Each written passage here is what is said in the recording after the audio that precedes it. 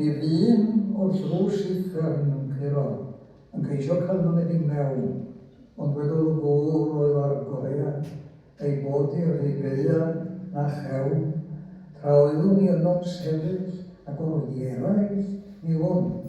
Pwy wel na fai am ei gareth a gyfaith sy'n heiddi fel hwn. Oedd yma hen bennill, rhwng hyn wedi bod yn blafaeth.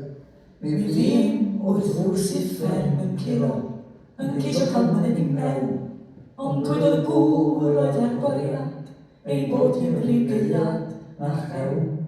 Tra oeddwn ni yno'n sefyll ac oedd i eraill mi hwn. Pwy wel arna'n fai am ei garu pan gyfaill sy'n heiddi fel hwn. Oedd yma hen bennill, rhwng hyn wedi bod yn blafaeth.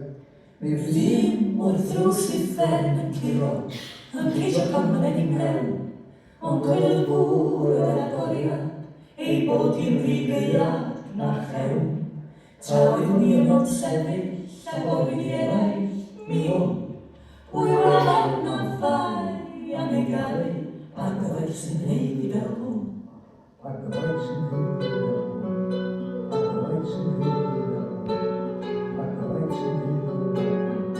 A gyfaith sy'n heiddi fel hwn. A gyfaith sy'n heiddi fel hwn. Pwy wel na fai am ei gareth a gyfaith sy'n heiddi Mi fel hwn. fy'n wrth rwys i ffern yn curo, yn ceisio cael myned i mewn. Fudodd y gŵr oedd ar goriad, ei bod hi'n rhugeuad na chewn. Tra oeddwn ni yno'n sefyll